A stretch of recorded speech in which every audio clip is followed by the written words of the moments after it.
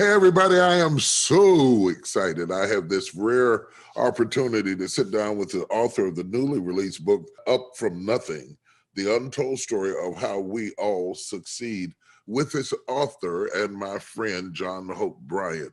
This is going to be a great opportunity for you. You won't want to miss one word he says. Welcome, John. We're glad to have you here. Honored to be with you, Bishop. You're one of my favorites in the world. Thank you, sir. Thank you. You have an amazing story, and in many ways, as I looked through this book and looked at your life, you in many ways are this book. Up from nothing, grew up in Compton, ended up in Atlanta by way of St. Louis, had some ups and downs and still made it against all the odds. Talk to us about your beginning and where you are now. Time magazine has listed you as one of the most prominent up-and-coming promising CEOs in the country. Some accolades been bestowed upon you that I imagine 30, 40 years ago you would have thought were impossible. Yeah. But God has done that for you. Tell me your story. Yeah, I think that, my story is everybody's story. I came from a family hooked on surviving. And then they had a chance to thrive. And they gave me a chance to win. And I think a winner believed that they were a winner before they won anything. In fact, I know that's true. It's true for me, and I believe it's true for you too. But that doesn't just happen. It's building blocks. And, before I could write a check, somebody had to cash a check. And then somebody before that had to try to find some cash. And really surviving was where we came from with slavery and enslavement and Jim Crow and all that stuff. And that was my grandfather, who's in the book, R.B. Smith, who came out of slavery, born into slavery, slavery's exit in 1871, owned a farm.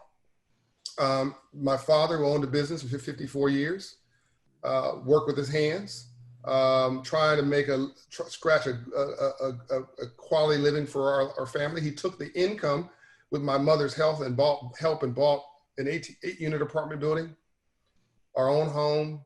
This is in South Central, a gas station. If people know LA, it's at Vernon and Western, still there. And a nursery business, a construction business, which he worked with his hands. And it was building, because they're working as a team, and he'd make it and she'd invest it. And they lived on his income, and they invested her income when she worked at McDonnell Douglas Aircraft. But then at some point it broke down. And my father, Ambassador Young says that men fail for 3 reasons: arrogance, pride, and greed. My dad wasn't arrogant and he wasn't greedy, but he was full of pride. And he wouldn't admit he was financially illiterate. He wouldn't admit that he didn't understand money. I would describe my mother as not only a proud Black woman, but an 854 credit score, because she understood money, and she understood that if your outflow exceeds your inflow, then your overhead will be your downfall. She understood that money was all around you, but we didn't understand it as people of color. Because after slavery, the bank that was chartered to teach us about money, the Freedmen's Bank, it failed because Abraham Lincoln was murdered a month after it was created. And Frederick Douglass, who we know to be an abolitionist, was also a businessman and owned $6 million of real estate in Baltimore, Maryland, which he rented out to working class Blacks.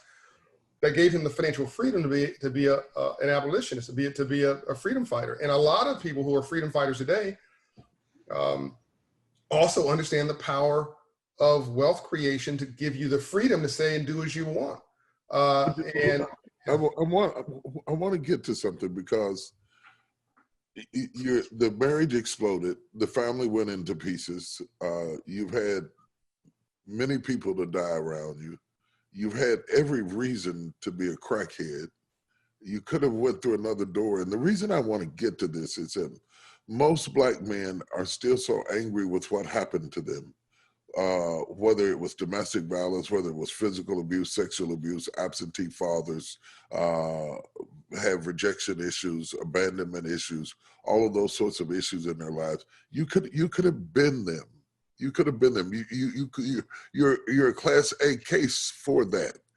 Yet you made another turn in another direction. And some of the people listening at me right now, especially after COVID-19, are having to reboot themselves. Some people that have a boot to reboot. Yeah. And they're trying to figure out, how does this guy get to do all the things that I find unimaginable, even though his roots don't look like me, his fruit doesn't look like me. His root looks like me, but his fruit doesn't look like me. What was the turning point? What do you say to yourself? What do you do that makes you hear a different beat of a drum? Well, first of all, it was my mother telling me she loved me every day of my life, Bishop. And I know that most people don't have that. And so I know that that's rare. But God's telling you that he loves you or she loves you.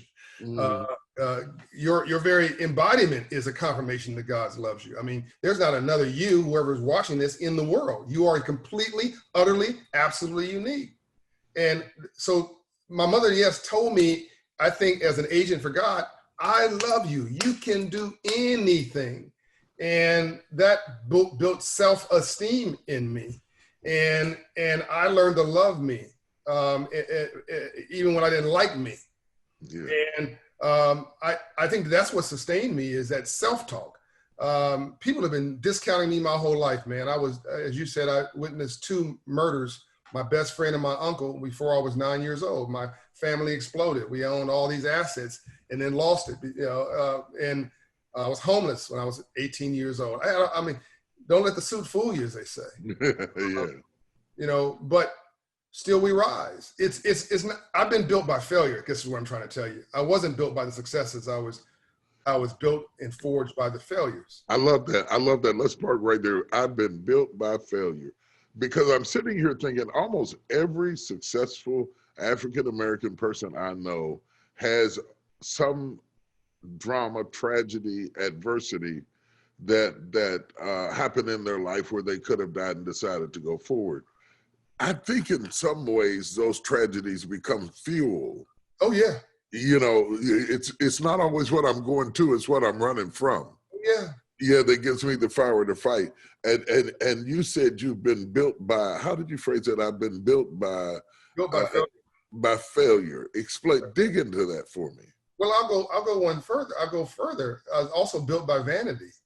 I mean, it's my insecurities and my vanity that also fuel me, because for so long I was told you ain't nothing. People would roll their eyes in front of me.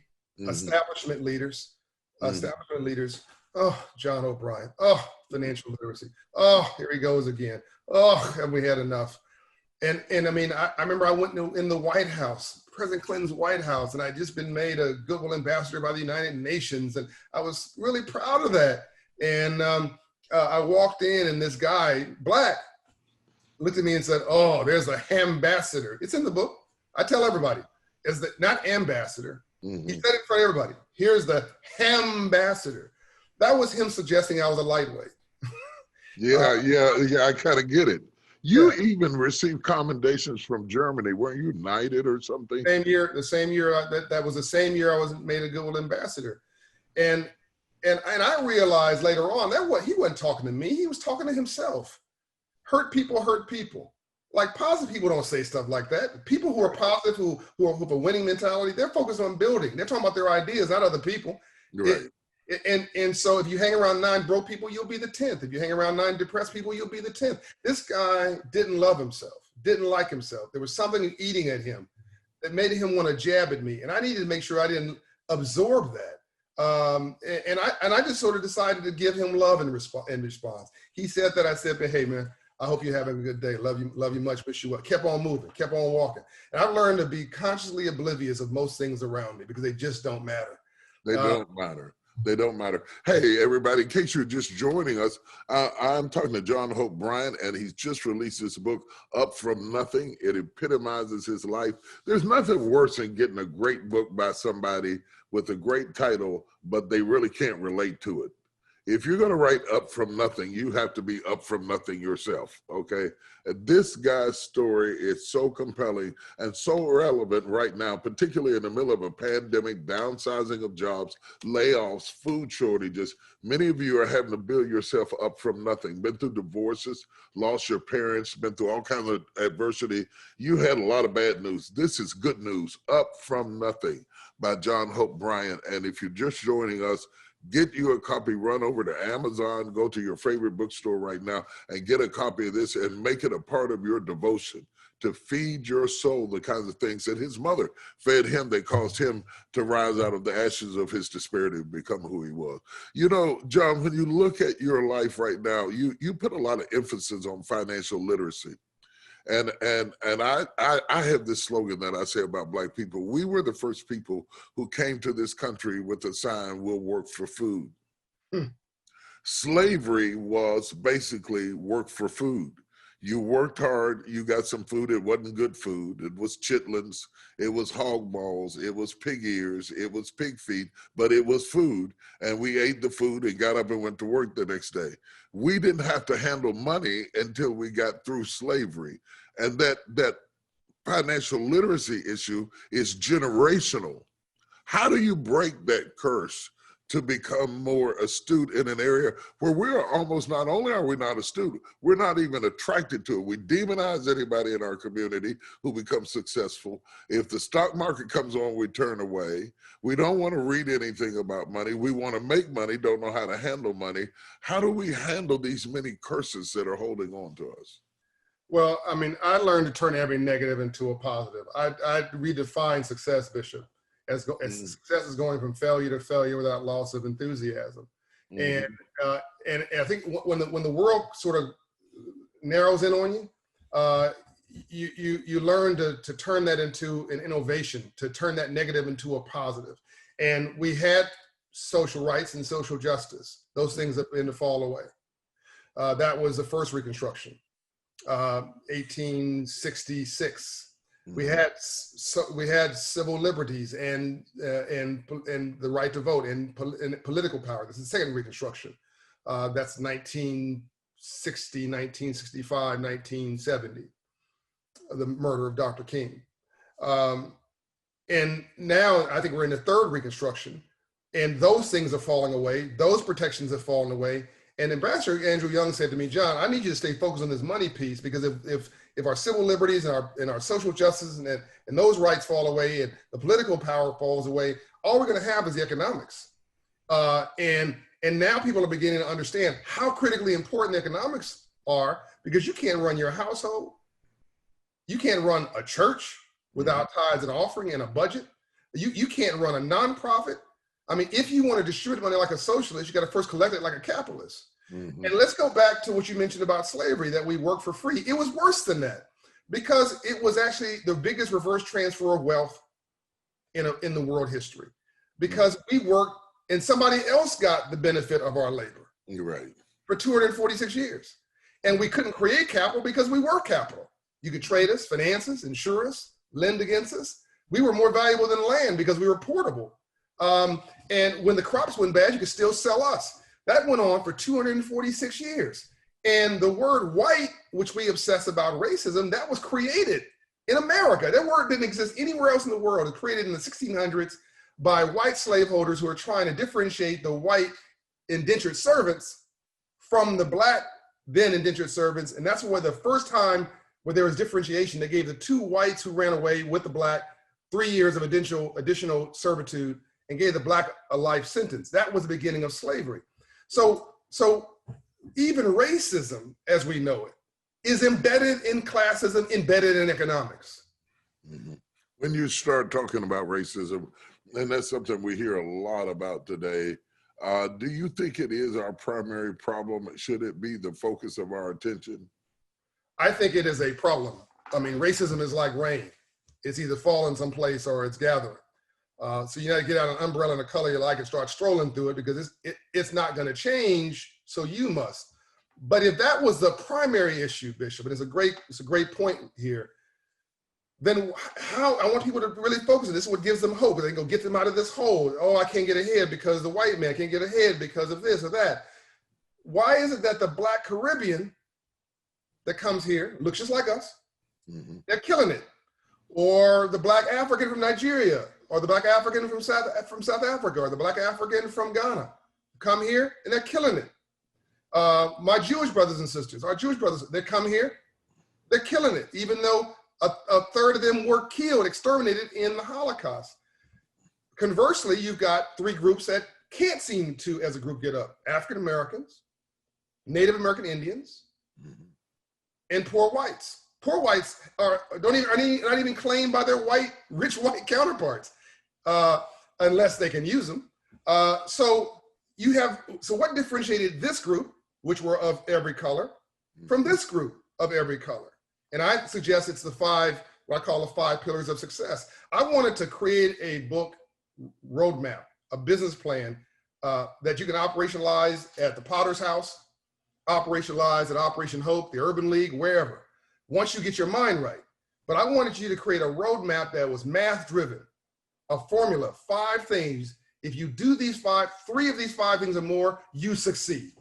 If you don't do 3 of these 5 things, that will define or explain why you haven't, as a group, people, family, race, why you haven't succeeded and you actually might have failed. All right, I'm going to lean in because, first of all, everybody wants to be successful. How you define success is up to you. Everybody's idea of success is not the same. For some people, it's money. For some people, it's family. It's a lot of different things. We'll have that fight another day. You say there are 5 things that we need to know. Give us 2 of them. Let us read the rest of them in the book. But give us 2 of your favorite 5 principles that will kind of whet our appetite to get these other 3 and put them together and have the full set of a roadmap of where we need to go from here. What are the top 2 that stand out in your mind right now? And by the way, we don't fight on the other thing, the fight about about success. I know you didn't mean literally fight, but we're in massive agreement that there's different types of success, and you got to find the one that feels right, feels best for you. I think that gives you fulfillment. What's your purpose in your life? What are you passionate about? What makes your toes curl? What gives you what lights up your eyes? The ministry, helping the homeless, raising children, being a domestic engineer, raising children. One of the most undervalued, underappreciated roles in the world is the role of the mother, right? But without women, there'd be a lot less men, right? Or the father, yeah. Exactly. Yeah, it's a very important role. I mean, behind every successful man is an exhausted woman. And I'm thinking about my wife and your wife and our moms right now. So 2 things out of the 5. Okay, let's have some fun with this. Massive education. As much education as you can shove down your throat. It can be traditional education. It can be mentoring and role modeling. It could be hanging around the right group of people. It could be formal higher education. It could be reading books. It could be reading this book, reading your book. Kudos on the book you just had come out. I believe it was on women leadership. But massive education is the ultimate poverty eradication tool. Number 2 is sort of cheating here. Sort of education is understanding the numbers, financial literacy. Because when you know better, you do better. And as a quote Ambassador Andrew Young, our friend, to live in a system of free enterprise and not to understand the rules of free enterprise must be the very definition of slavery. And Ambassador Young said that Dr. King actually questioned later on in his life whether he should have been fighting for integration as he was, or desegregation. To desegregate our communities from the ignorance and the lack of versus to try to get us to sit at somebody else's water fountain, go to somebody else's water fountain or somebody else's counter. But that ties into the second piece. I put financial literacy and education in the same bucket there, so I can get 3 in versus 2. But the second one I'd say here is self-esteem. Self-esteem and confidence. If I don't like me, I'm not going to like you. If I don't feel good about me, I'm not going to feel good about you.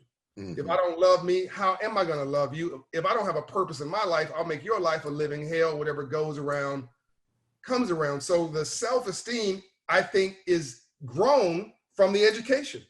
It can't be grown from the education. The more education you have, the more confidence you have, the more rooted you feel. And so now you know you are somebody. And that can inspire self-esteem, at the very least confidence. As you know, those 2 things are different. Self-esteem is how you feel about yourself. Esteem yourself. Confidence is how you take that confidence and lean into the world. That's a lot to take in. It's a lot to take in because it not only gets into the habits of how we see money, how we handle money, how we learn, how we educate ourselves about money. how we deploy the capital that we have. It's not just enough to acquire it if we don't deploy it adequately. And then you start talking about the capital of the human soul, to think of yourself, not with arrogance, but to think of yourself as an I can do it person, to have that confidence, to believe that you bring a gift to the table, that you're not a liability, that you're an asset. And every room you walk into, you add something to that room for you to believe it. Doesn't matter whether they believe it or not, but for you to believe that, it's the catalyst where change comes. In the interest of time, I don't want to keep you a long time, but I want to say, when you look at where we are right now as a country, you mentioned the importance on equity. Mrs. King and I having lunch one day, Coretta Scott King said to me that when Martin started talking about equity, that's when they shot him. Over and over again, you mentioned the early emphasis on banks and how it led to the killing of Abraham Lincoln. There seems to be a wall built up against us acquiring capital and power. And there is a community of people who may not be bad people, but people do business with people they know and they don't know us. Yeah. Sometimes it's just that simple. Other times it's intentionally constructed to our demise to keep us out of the system. Yeah. As we look at the world today, and we're protesting, we're marching, we're fighting, and we're infuriated, and we have cause to be infuriated. We have good reason to be infuriated. We're not just having a temper tantrum, we're being abused. Right. What do we need to do next to really bring about the dignity as a culture, as a community that we ought to have? Man, this is the question. Woo! Yeah. This is everything. My first reaction to that, Bishop, is think. Mm-hmm. We need to respond, not react. Mm-hmm. My philosophy for life is talk without being offensive, mm-hmm. listen without being defensive, mm-hmm. and always leave even your adversary with their dignity. Mm-hmm. Because if you don't, they'll spend the rest of their life trying to make you miserable. Number two, you got to find a way to radically manipulate their fundamental goodness. I don't mean manipulate in a bad way. I mean, you got to wrap them up in your success. The Lincoln was perceived as taking something from the Confederates, mm-hmm.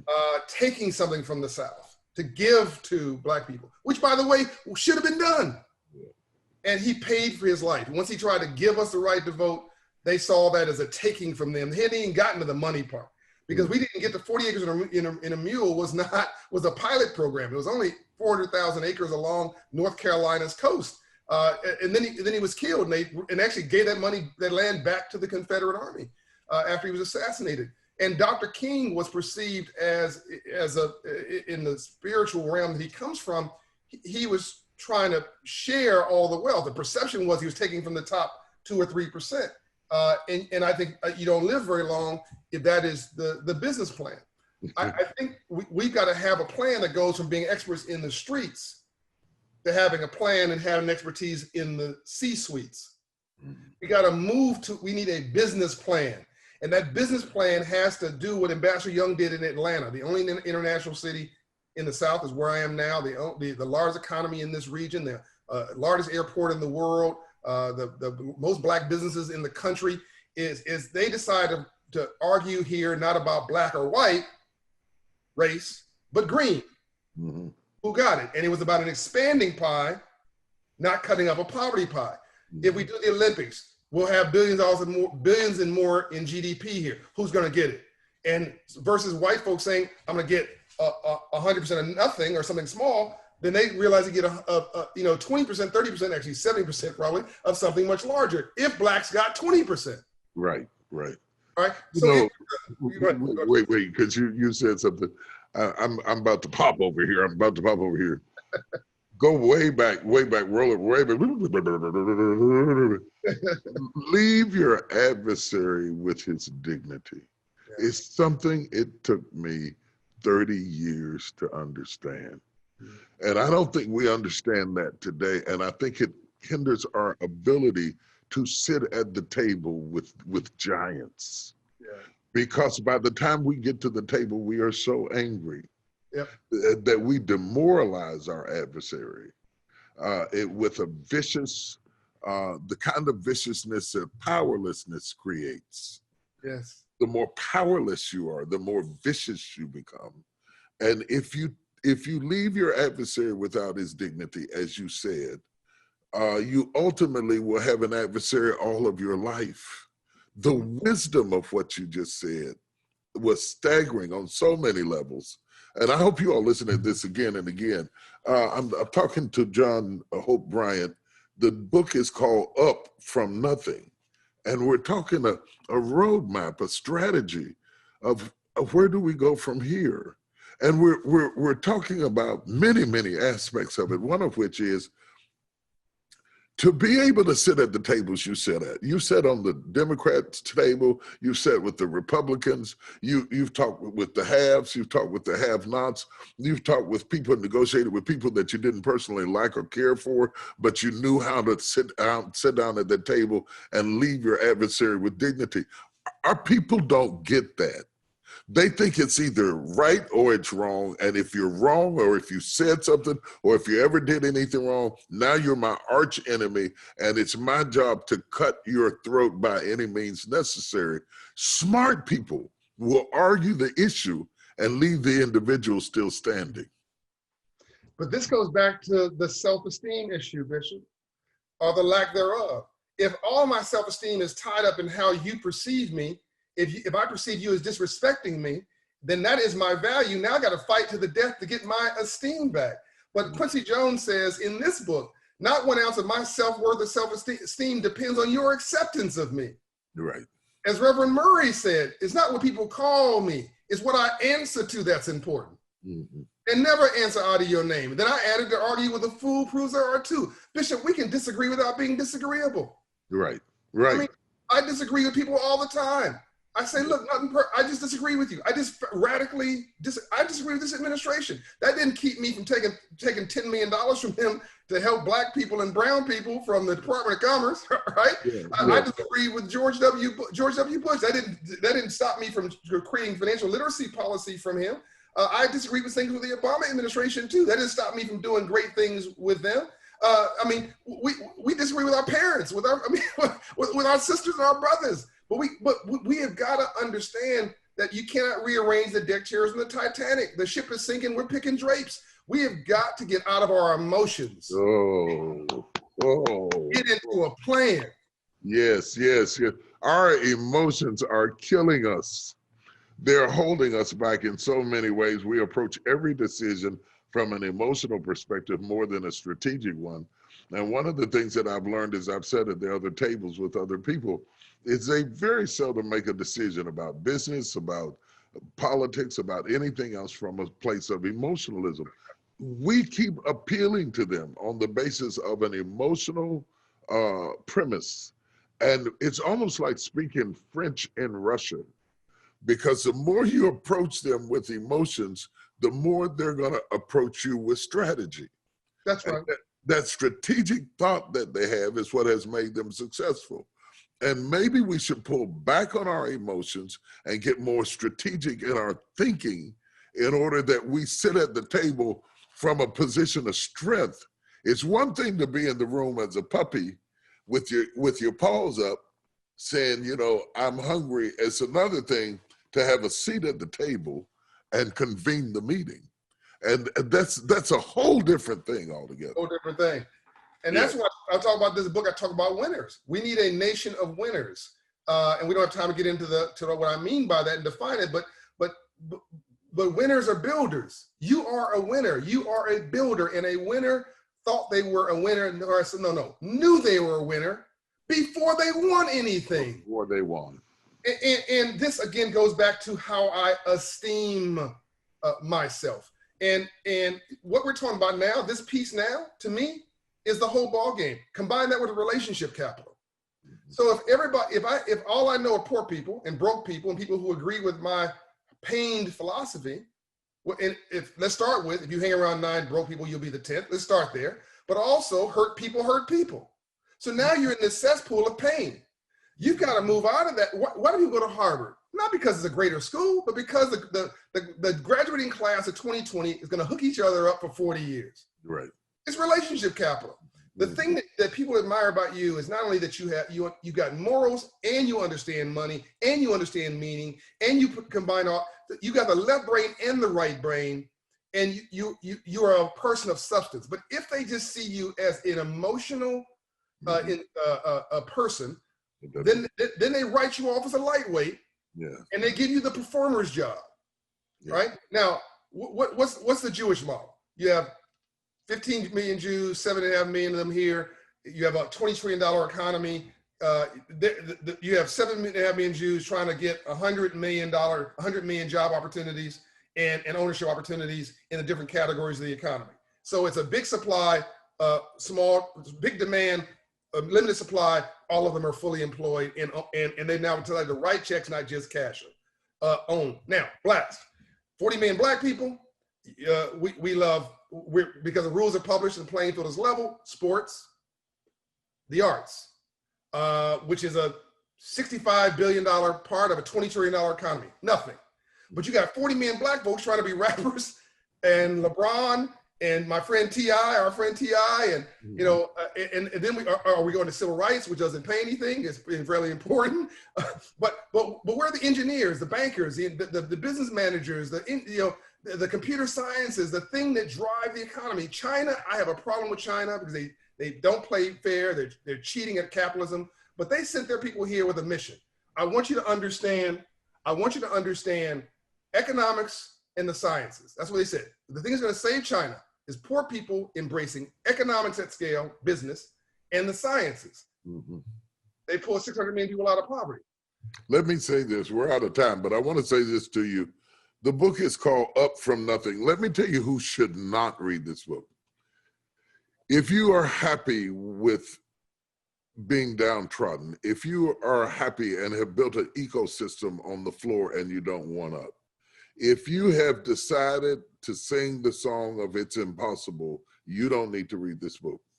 This book is for people who are willing to be disrupted in order to accomplish their goal. It's for the courageous, it's not for the timid.